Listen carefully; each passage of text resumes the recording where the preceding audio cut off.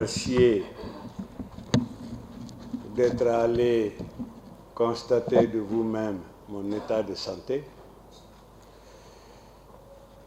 qui était tel que, contrairement à ce qui avait été dit, je n'ai jamais refusé de me présenter devant la justice de mon pays. Et c'était, je crois, le 18 juillet, je vous ai promis que si ma santé le permettait, je serai devant vous à la prochaine audience publique. Donc, Monsieur le Président, je suis devant vous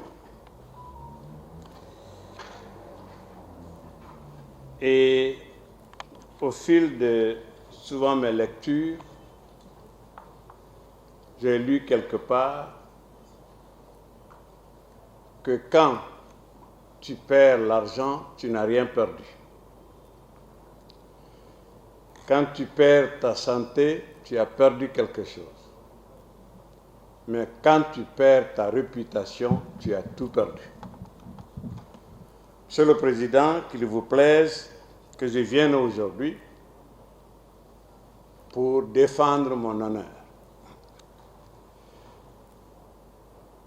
Rendre justice ou réparer l'injustice vous revient.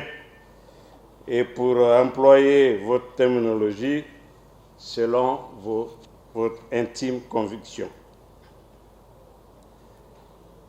Monsieur le Président, la Cour que vous êtes est d'utilité publique. Elle existe dans tous les États organisés sous différents noms. Et quelque part, elle est garante de la bonne gouvernance.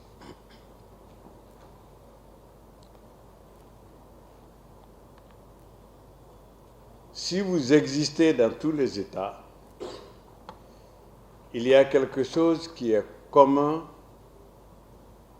à toutes les procédures. Je suis d'accord avec le procureur Ali Touré, qui dit souvent que les enquêtes financières sont très délicates et peuvent prendre du temps. C'est vrai. Faut-il avoir des spécialistes pour enquêter? Mais sous d'autres cieux,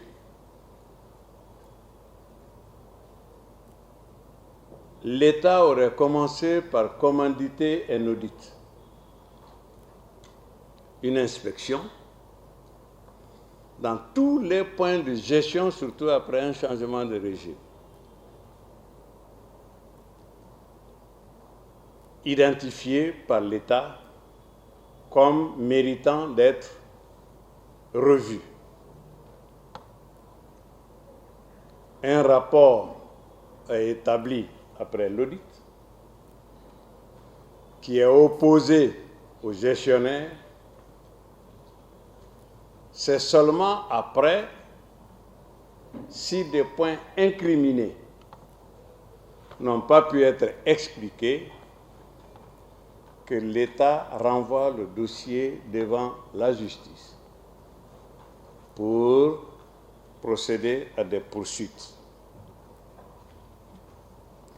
Monsieur le Président, je n'ai pas bénéficié de ces droits élémentaires. J'ai été convoqué devant la gendarmerie sur une simple dénonciation anonyme. Mais en tant que républicain, je me suis présenté à la gendarmerie. Comme vous venez de poser la question, on m'a posé la même question. Que savez-vous des 15 milliards alloués à l'Assemblée nationale? Je voudrais souligner de passage que l'Assemblée nationale ne reçoit que des subventions. Et si je dois retenir quelque chose des subventions, je peux parler de 3 en général. Des subventions d'exploitation, des subventions d'investissement ou des subventions de fonctionnement. L'Assemblée nationale bénéficie pour presque 100% des cas d'une subvention de fonctionnement. Subvention d'investissement est exceptionnelle. Et les 15 milliards faisaient partie de cette exception de subvention d'investissement. Monsieur le Président, qu'est-ce qui est propre à toutes ces subventions? C'est qu'elles sont non remboursables et elles ne sont pas nomenclaturées budgétairement. C'est-à-dire, quand on accorde une subvention, on ne dit pas voici tel million pour les fournitures, tel million pour le carburant, tel million pour ceci ou pour cela. Il est laissé à la guise de l'ordonnateur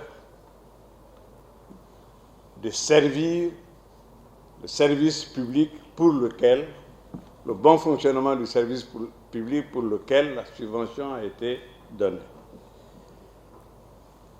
Comment sommes-nous venus à ces 15 milliards?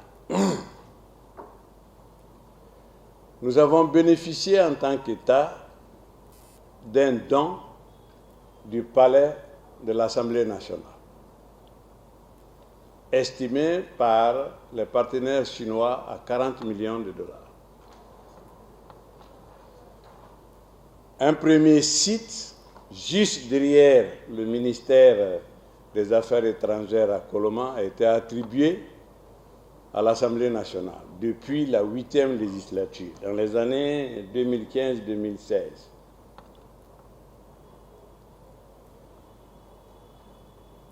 Des études ont été effectuées sur ce site. Des maquettes ont été envoyées et nous les avons corrigées pendant la 8e législature. Je n'étais pas président de l'Assemblée, j'étais président du groupe parlementaire de la majorité, donc membre du bureau.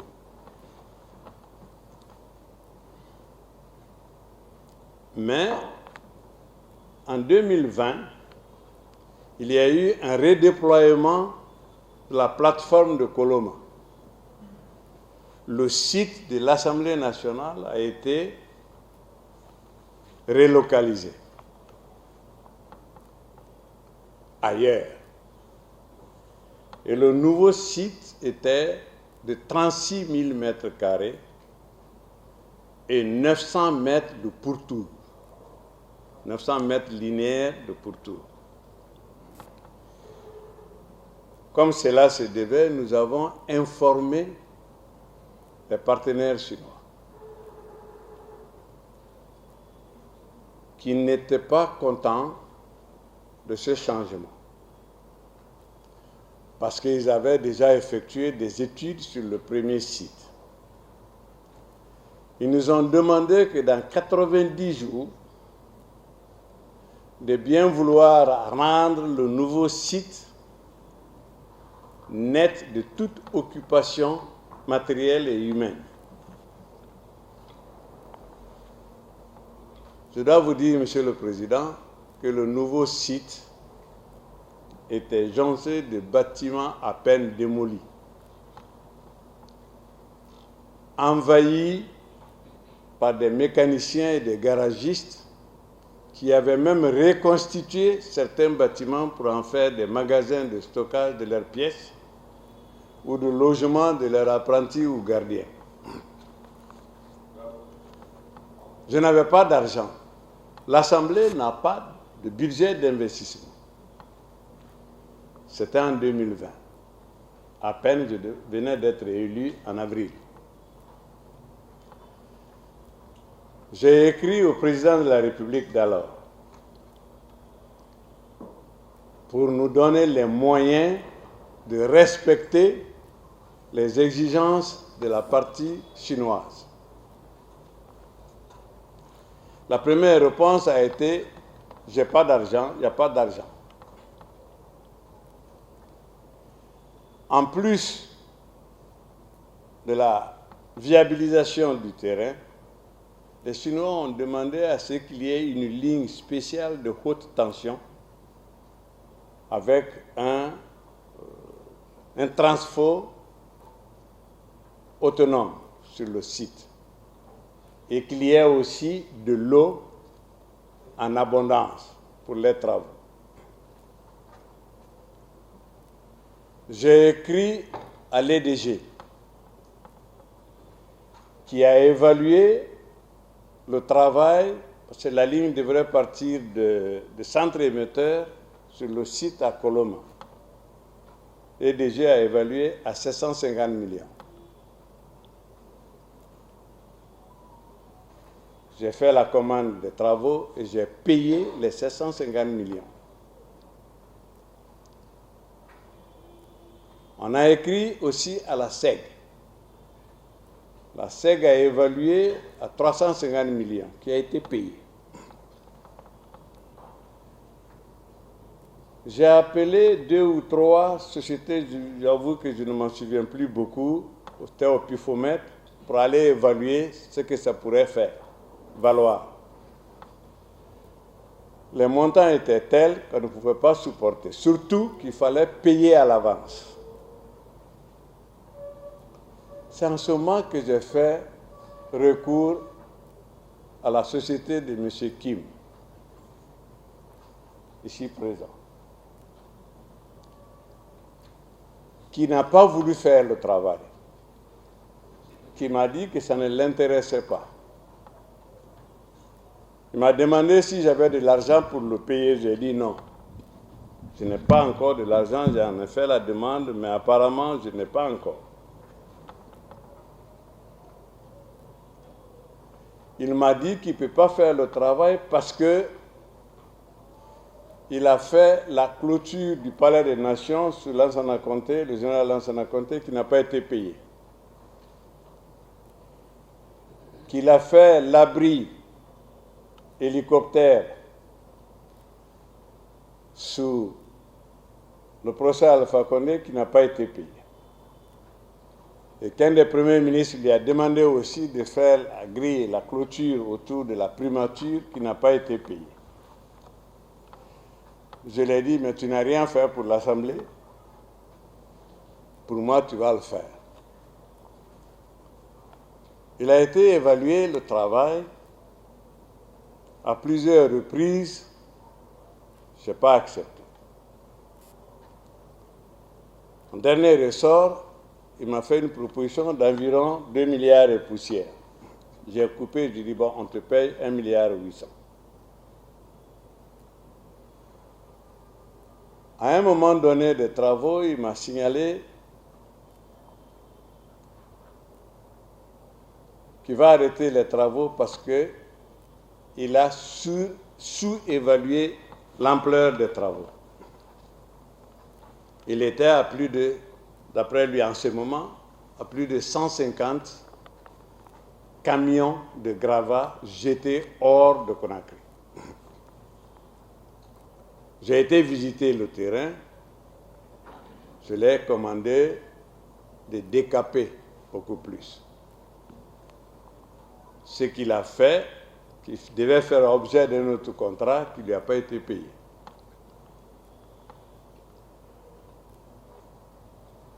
Nous avons voulu, le bureau, faire une clôture définitive autour du terrain. Mais toutes les clôtures proposées semblaient être en dehors de notre budget. C'est comme ça que je lui ai demandé, écoute, fais-nous une clôture provisoire. Mais comme le quartier est un quartier chaud, les déguerpis n'ont pas démordu, il faut faire une clôture avec des poteaux en IPN. C'est ce qu'il a fait, des poteaux en IPN.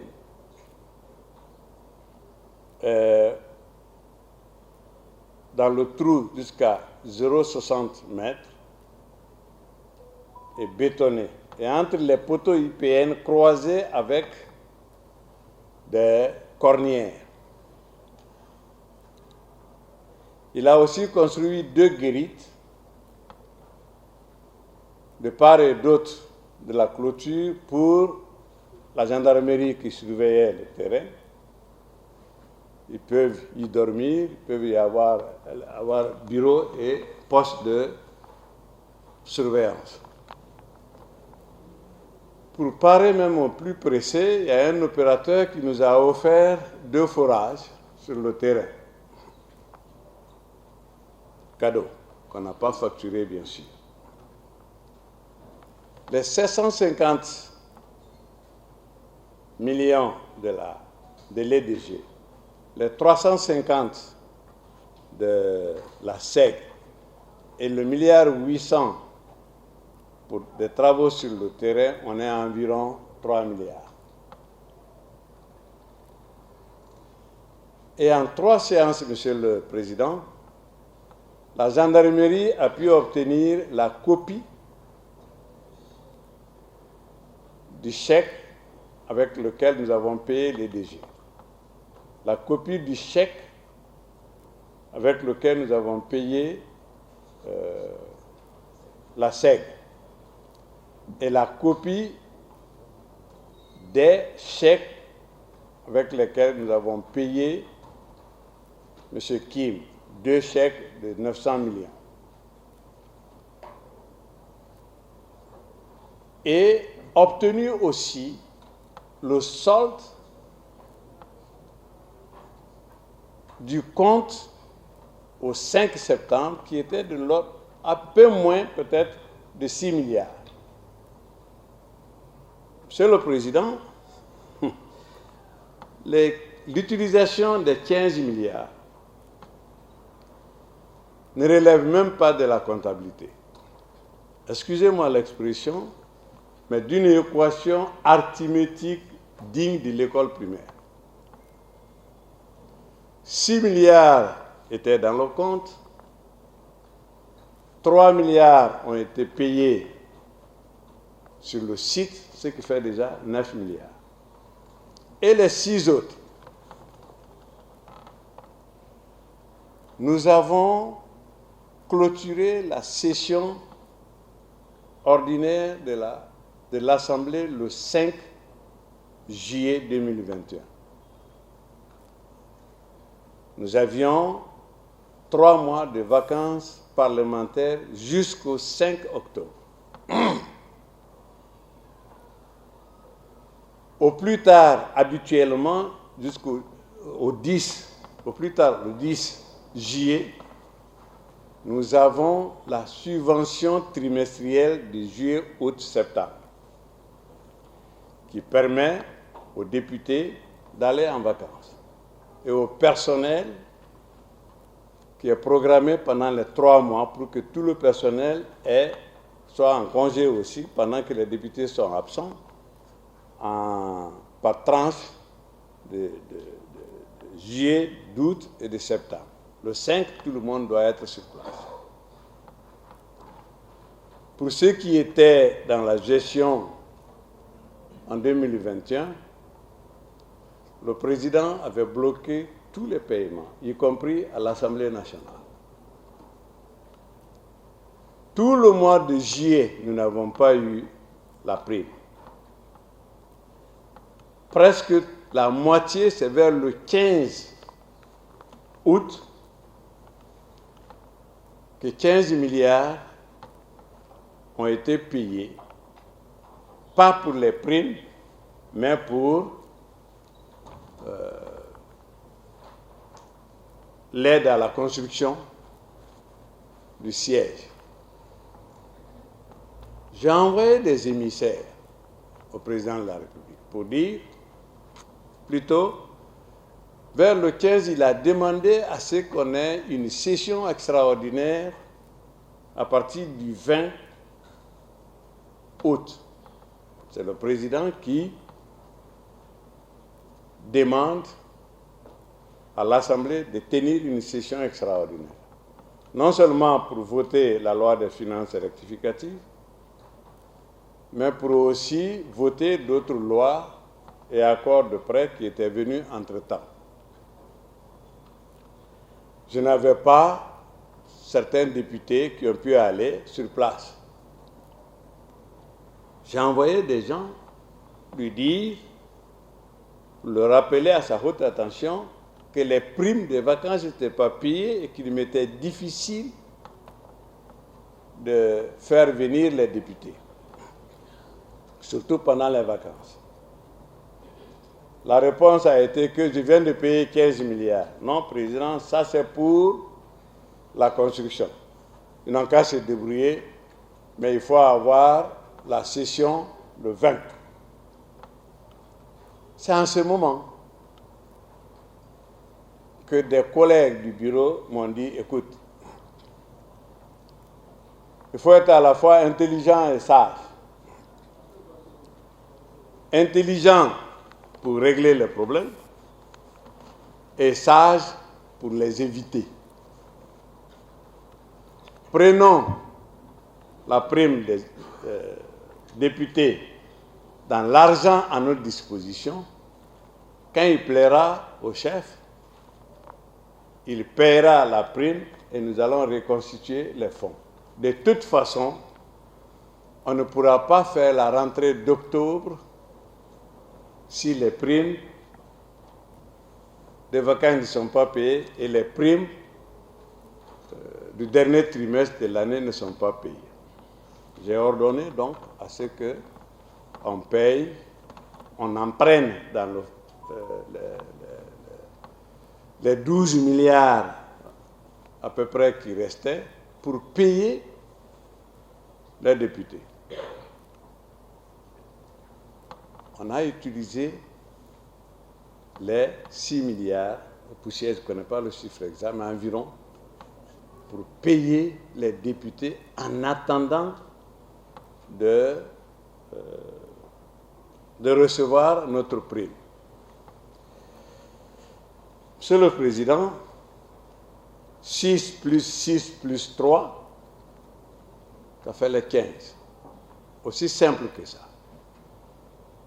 À la différence de la Chambre de l'instruction, la gendarmerie avait aussi recueilli l'émargement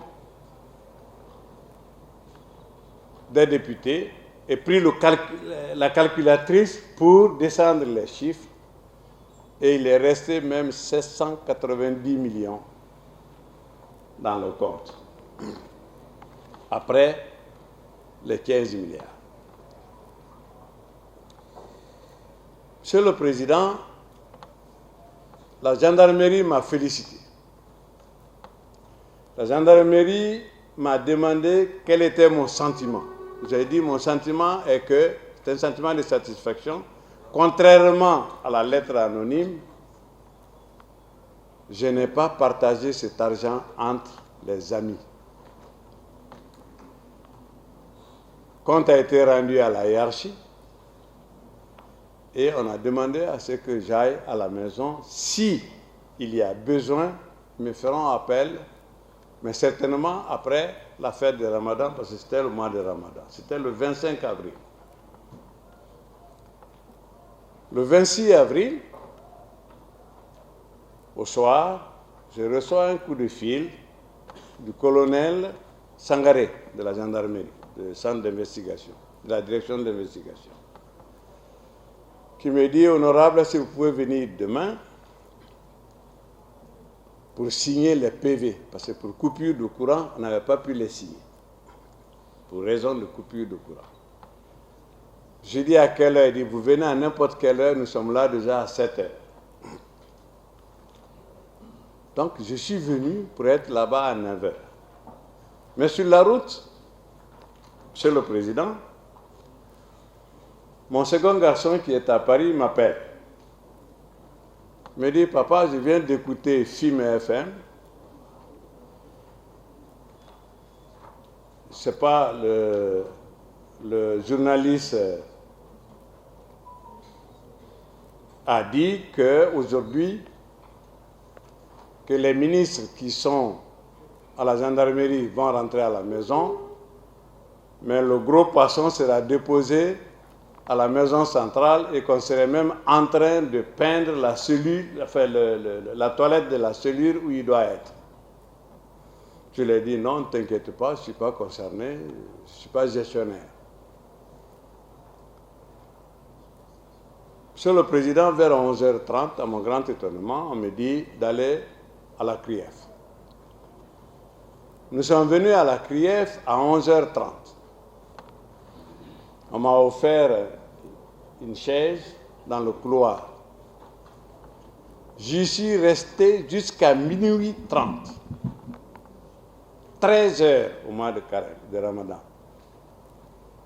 On m'a introduit à minuit 30 dans une salle pour m'annoncer que l'audience est ouverte.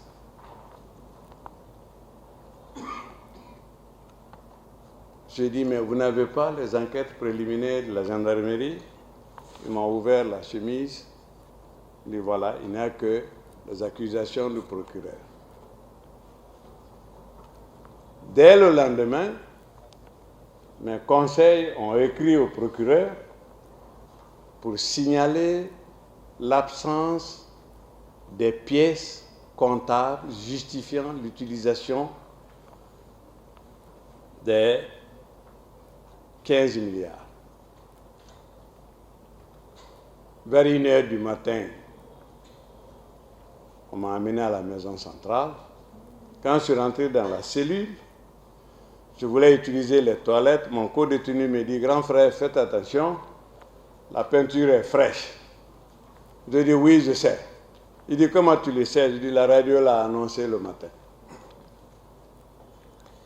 20 jours après, je suis revenu pour être écouté sur le fond à la chambre d'instruction.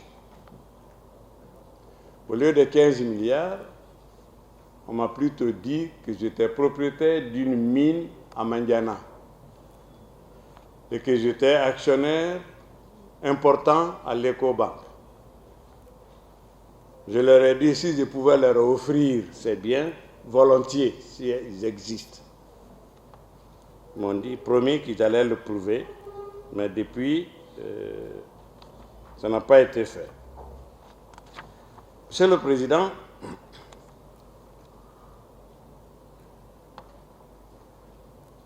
que je sois devant vous, c'est normal, mais les subventions, la gestion des subventions de l'Assemblée nationale, pour respecter la séparation des pouvoirs, n'est pas contrôlée par l'exécutif. C'est la Cour des comptes qui reçoit les pièces justificatives de la gestion de l'Assemblée nationale après étude, et la Cour a jusqu'à 5 ans. Il peut les verser à la loi des règlements établie pour la gestion des institutions constitutionnelles.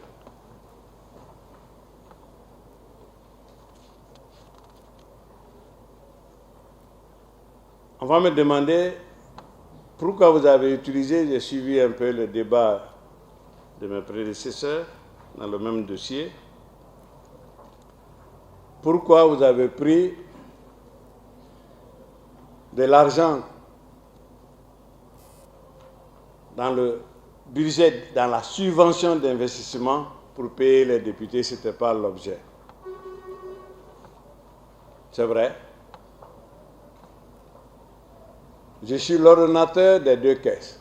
C'est comme mes deux poches. La subvention n'est venue qu'en août.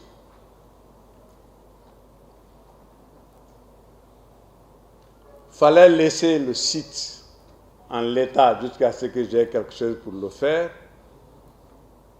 ou il fallait plutôt par pragmatisme, régler le problème pour aller vite. J'ai payé tout ce qui a été fait sur le site, sur le fonctionnement et sur les fonds de souveraineté.